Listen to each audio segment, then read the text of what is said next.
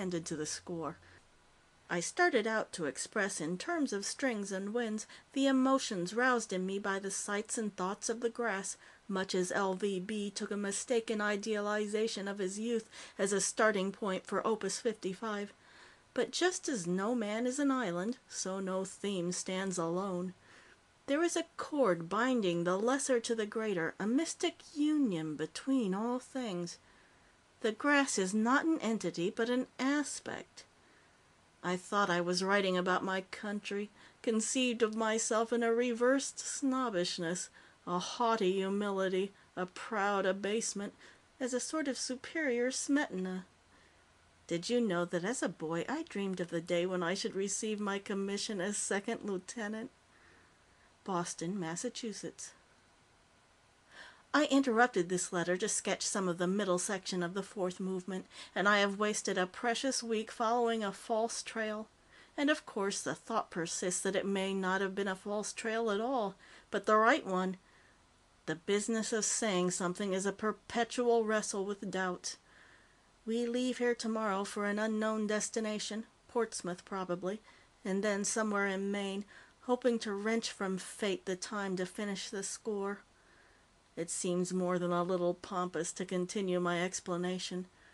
The grass, the United States, humanity, God. Whatever we write about the same things. Still, there is a limit to individual perception, and it seems to me my concern, at least my musical concern, is enclosed by Canada and Mexico, the Pacific and Atlantic. So, rightly or wrongly, even if the miracle occur and I do finish in time, I cannot leave. A short distance, such a short distance from where I scribble these words, Vanzetti died. No more childish thought than atonement was ever conceived. It is a base and baseless gratification. Evil is not recalled. So I do not sentence myself for the murder of Vanzetti or for my manifold crimes. Who am I to pass judgment even on me? But all of us, accusers and accused, condemners and condemned, will remain, forever indistinguishable. If the requiem for our faults and our virtues, if the celebration of our past and the prayer for our resurrection can be orchestrated, then the fourth movement will be finished. If not, Aroostook, Maine. By the best calculations, we have about 3 more days. I do not think the symphony can be finished, but the thought no longer disturbs me. It will be a good thing to complete it, just as it would be a good thing to sit on fleecy clouds and enjoy eternal, never-melting, never-cloying ice cream cones, celestially flavored.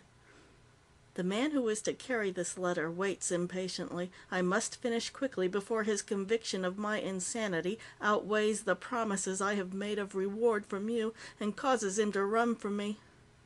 My love to Mama, the siblings, and yourself, and kindly regards to the great magnet, Joe. About the same time, I also received a letter which somehow got through the protective screening of my secretaries. Albert Wiener, Savoy Hotel, Thames Embankment, WC1. Sir, you may recall making an offer I considered premature. It is now no longer so. I am at home afternoons from 1 until 6 at 14 Little Bow Street, EC3, 3rd floor rear. Josephine, Spencer, Francis. In spite of her rudeness at our last meeting, my good nature caused me to send a cab for her. She wore the identical gray suit of years before, and her face was still unlined and dubiously clean. How do you do, Miss Francis? I'm glad to find you among the lucky ones. Nowadays, if we don't hear from old friends, we automatically assume their loss. She looked at me as one scans an acquaintance whose name has been embarrassingly forgotten. There is no profit for you in this politeness, Wiener, she said abruptly. I am here to beg a favor. Anything I can do for you, Miss Francis, will be a pleasure, I assured her. She began using a toothpick, but it was not the old-fashioned gold one, just an ordinary wooden splinter. You remember asking me to superintend gathering specimens of Cynodon dactylon? Circumstances have greatly altered since then, I answered. They have a habit of doing so. I merely mentioned your offer because you coupled it with a chance to advance my own research as an inducement. I am on the way to develop the counteragent, but to advance further I need to make tests upon the living grass itself. The World Control Congress has refused me permission to use specimens. I have no private means of evading their fiat. An excellent thing. The decrees of the Congress are issued for the protection of all. Hypocrisy as well as unctuousness. What do you expect me to do? You have 100 hireling chemists, all of them with a string of degrees at your service. I want to borrow 2 of them and be landed on some American mountain above the snow line where I can continue to work.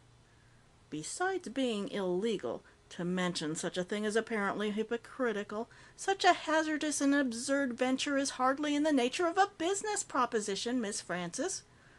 Philanthropic, then.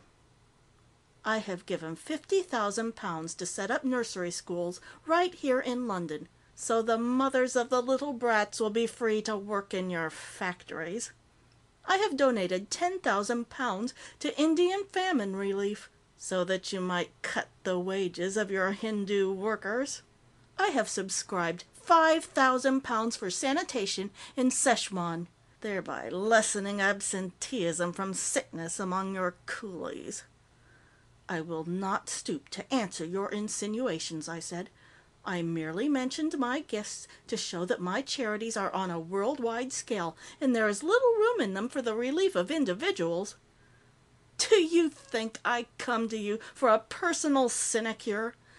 I don't ask if you have no concern outside selfish interest, for the answer is immediate and obvious. But isn't it to that same selfish interest to protect what remains of the world? If the other continents go as North America has gone, will you alone be divinely translated to some extraterrestrial sphere? And if so, will you take your wealth and power with you? I am supporting 3 laboratories devoted exclusively to anti-graminous research, and anyway, the rest of the world is amply protected by the oceans. She removed the toothpick in order to laugh unpleasantly. Once a salesman, always a salesman, Wiener. Lie to yourself. Deny facts. Brazen it out. The world was safe behind the salt band, too, in the days when Josephine Francis was a quack and a charlatan. Admitting your great attainments, Miss Francis, the fact remains that you are a woman, and the adventure you propose is hardly one for a lady to undertake. Wiener, you are ineffable. I'm not a lady, I'm a chemist. The conversation deadlocked as I waited for her to go. Oddly enough, in spite of her sex and the illegality of her proposal, I was inclined to help her, if she had approached me in a reasonable manner and not with the uncouth bearing of a superior toward an inferior. If she could find a counteragent, I thought. If she could find a weapon, then the possibility of utilizing the grass as a raw material for food concentrates, a design still tantalizingly just beyond the reach of our research workers, might be realized. Labor costs would be cut to a minimum. I could not let the woman be her own worst enemy. I was big enough to overlook her unfortunate attitudes and see through the cranky exterior to the worthy idealist and true woman beneath. I was interrupted in my thoughts by Miss Francis speaking again. North American land titles have no value right now, but a man with money who knew ahead of time the grass could be destroyed. How clumsy, I thought, trying to appeal to a cupidity I don't possess, as if I would cheat people by buying up their very homes for sordid speculation. Miss Francis, I said, purely out of generosity and in remembrance of old times, I am inclined to consider helping you. I suppose you have the details of the equipment you will need, the qualifications of your assistants, and a rough idea of what mountain you might prefer as a location?"